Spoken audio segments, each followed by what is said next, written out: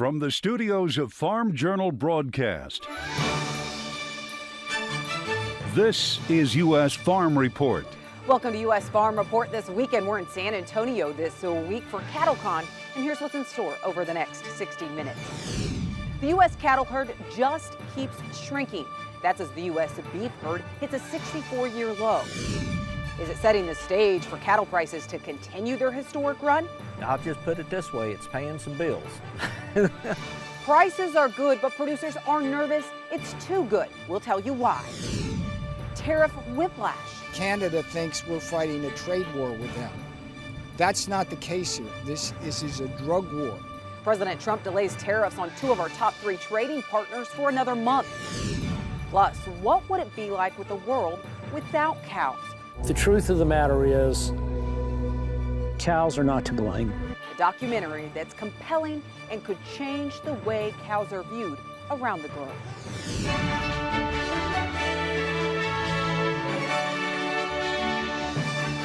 Well, we're coming to you from this year's cattle convention, the annual cattle industry convention and NCBA trade show, where the size of this year's cattle herd is the talk. The latest USDA cattle inventory report confirmed the smallest cattle inventory since the early 1950s at 86.7 million head. That's down another 1% from a year ago. And the report also indicating there's no sign of rebuilding. We're going to dive much more into these numbers. And the numbers released here by CattleFax coming up in our roundtable discussion. Another situation we've been keeping a close eye on this week is President Trump's plan to tack on tariffs for some of our top trading partners. However, just hours before 25% tariffs were due to kick in on products coming from Mexico and Canada, President Trump put them on hold for both countries for 30 days. It comes after Mr. Trump says Mexico agreed to deploy 10,000 Mexican soldiers to U.S.-Mexico border to combat fentanyl, trafficking, and illegal migration.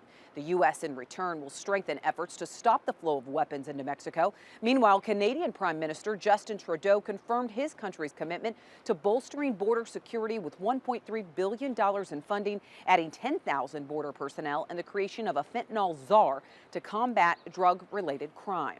The difference between Mexico and Canada thus far is that Canada thinks we're fighting a trade war with them. That's not the case here. This is a drug war. And I think it's important that if Canadian citizens themselves can understand that what we are trying to do here is stop the killing of Americans by these deadly drugs, to stop Canada from allowing terrorists on the watch list, up to 100 have already come in, from entering our country. That will be the way to find a resolution of this problem.